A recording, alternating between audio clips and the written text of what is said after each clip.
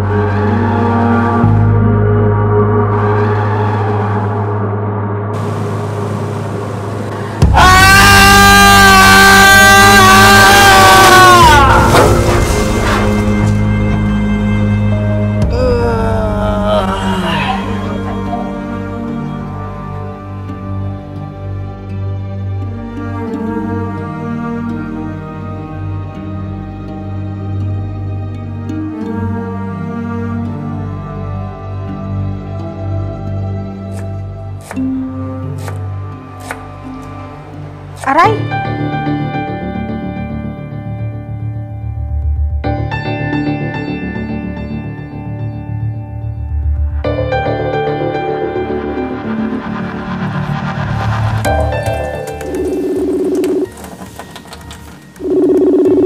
Sino kaya ito? Hello? Hello? Kayo po ba ang asawa ni Mr. John Dominguez? Ako nga po. Bakit po? Mrs., may masamang balita. Ang asawa mo, binawian ng buhay kanina. Ha? Bakit? Anong nangyari sa kanya? Naaksidente siya sa minamaneho niyang motor. Sandali lang ho. Hindi totoo yung sinasabi nyo. Puntahan niyo na lang ho siya dito sa ospital. Ibibigay ko ang address.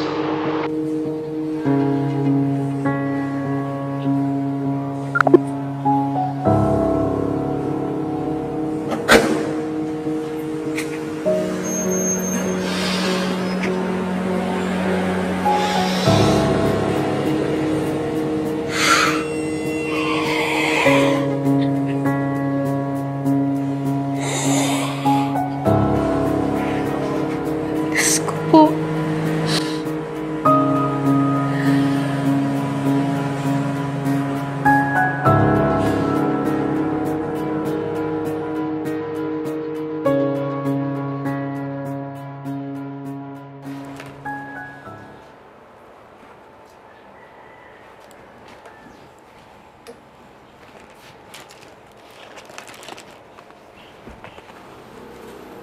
Ruby, Ikaw pala ate, bakit ka umuwi?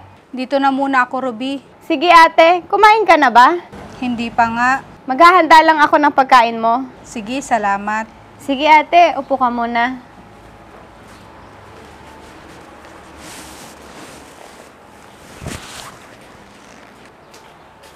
Ate, tara kain na tayo. Nakahanda na yung tanghalian.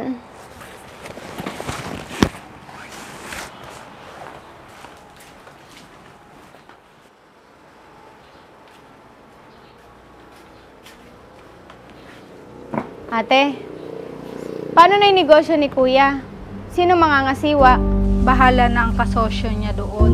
Ano ka ate?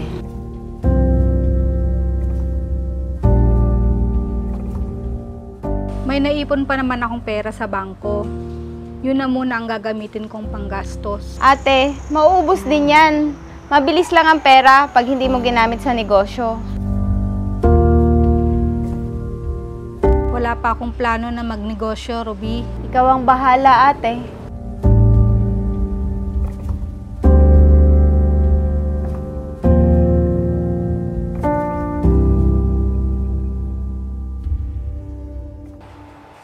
O sige, ako nang bahala.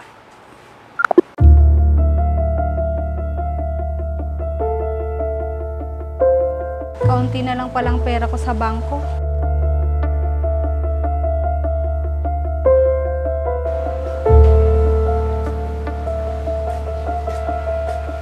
Bakit ganyan yung mukha mo ate? Para kang nalugi. Ruby, paubos na ang pera ko sa bangko. Paano na ako ngayon ito? Sinasabi ko sa'yo ate, noon pa, di ba? Nagamitin mo ang pera sa negosyo. Hindi ganon kadali ang magnegosyo. Paano? Inuna mo yung paglulustay ng pera mo sa mga walang kwentang bagay.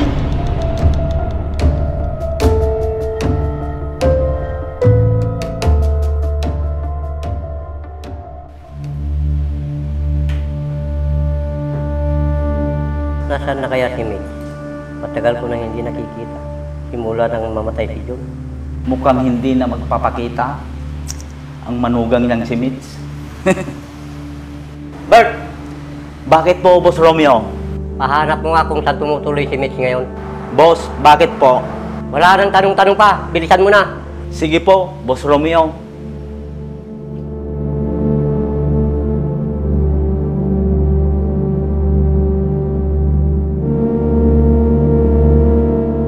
Kailangan ko mahanap si Mitch. Wala nang anak ko. Walang mag-aalaga sa akin.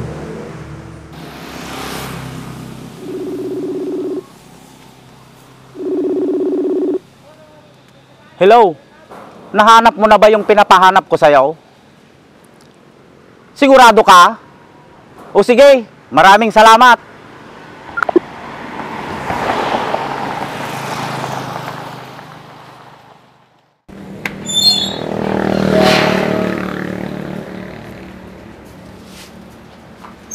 Boss! Boss, ito na po yung numero ni Mitch.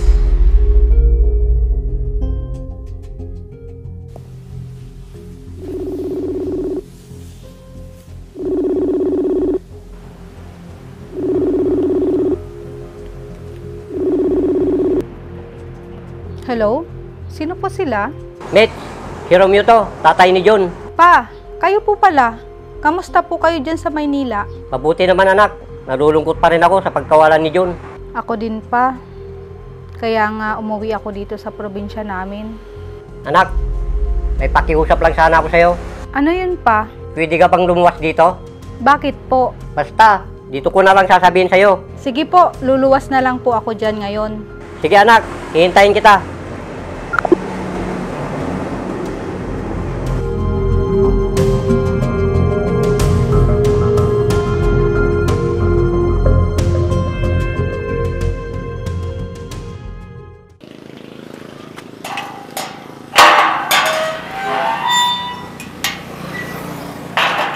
Pa? Pa?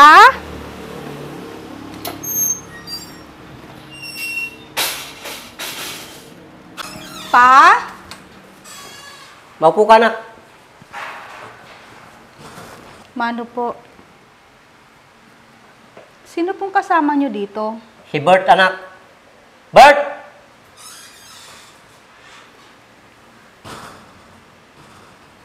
Anak, si Bert ang kasama kong nagbabantay sa negosyo ko. Ganun po ba? Bert, si Mitch ang asawa ng anak ko. Magandang araw po. Magandang araw naman. Siya nga pala Bert, pakisabi sa kasambay natin na maganda ng merienda para kay Mitch. Naku pa, wag na. Busog pa ako. Anak, kaya kita pinapupunta dito dahil may hilingin sana ako sa'yo. Ano po yun pa? Boss Romeo, doon muna po ako sa labas.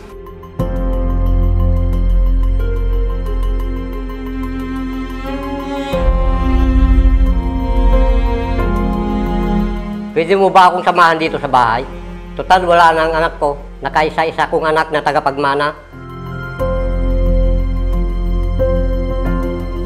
Matanda na ako. Sa'yo ko lahat pamamana ang maiiwan ko. Pati lahat ng pera ko sa bangko. Kapag nawala ako, Po! siya lang ang hinihiling ko. Na sana, ikaw ang mag-aalaga sa akin hanggang mawala ako. Wag po kayong magsalita ng ganyan pa. Ang lakas nyo pa.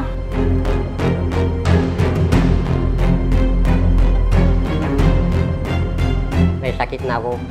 Kaya alam ko, hindi na ako magtatagal.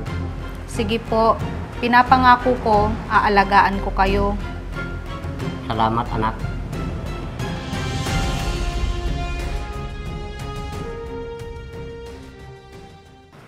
Paano na kaya yan? Wala na si Papa. Hindi ko naman alam hawakan ang negosyo na iniwan niya sa akin. Madam Mitz, gusto nyo tulungan ko kayo sa naiwang negosyo ni Boss Romeo? Talaga? Sige, kung pwede sana. Walang problema, madam. Akong bahala. Salamat, Bert. Paano, madam? May pupuntahan muna ako. Sige, Bert.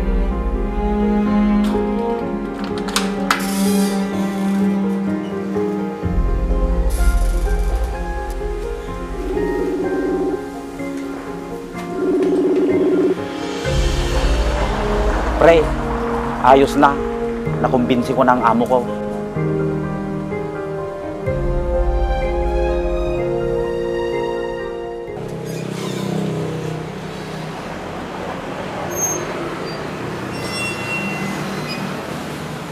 Nasaan na kaya si Bert?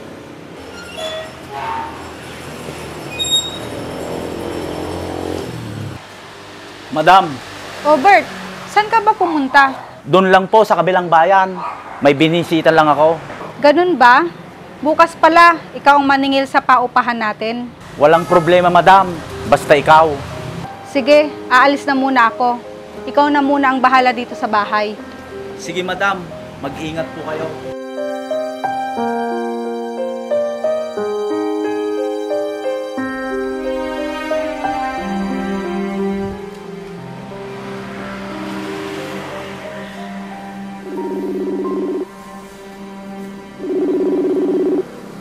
Ah, pare, ba't napatawag ka?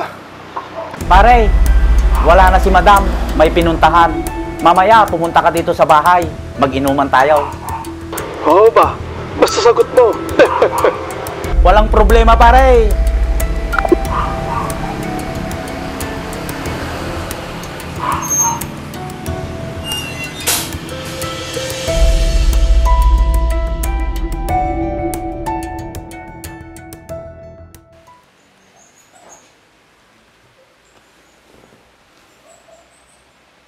Bert?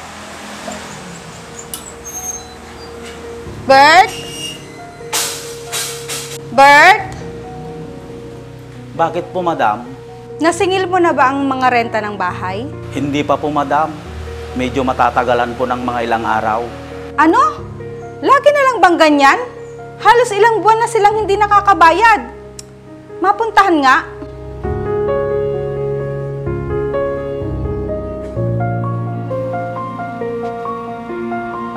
Naku, baka malaman ni madam yung ginawa ko.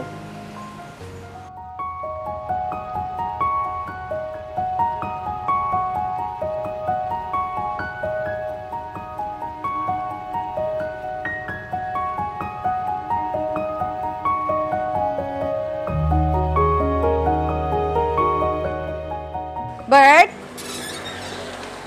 Bert? Nagbayad na pala kay Bert yung mga nangungupahan.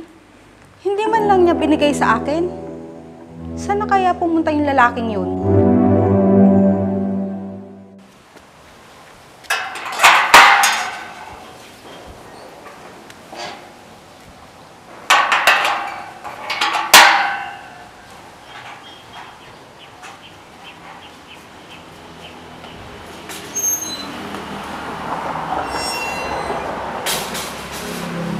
Ate? Ate? Ate? Oh, Robby! Oh, Robby, umupo ka muna. Anong ginagawa mo pala dito? Ate, pwede ba makituloy dito sa inyo? Oo naman, kung gusto mo, dito ka na lang tumira sa akin. Total, wala naman akong kasama dito. Bakit? Nasaan yung kasama mong katiwala dito, ate? Si Bert, hindi ko nga alam kung saan nagpunta eh. Umalis nang walang paalam.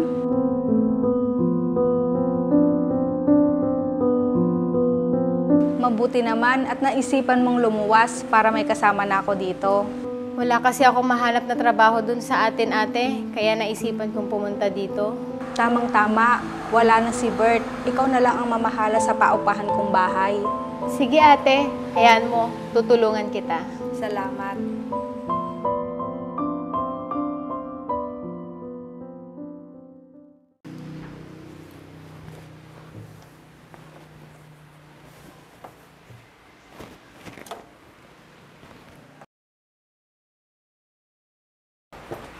Ruby, Bakit ate? May ibibigay akong regalo sa'yo. Ano yun ate? Ang dami mo nang binigay sa akin na regalo. Tama na yun. Iba naman ito. Oh, ito, tanggapin mo.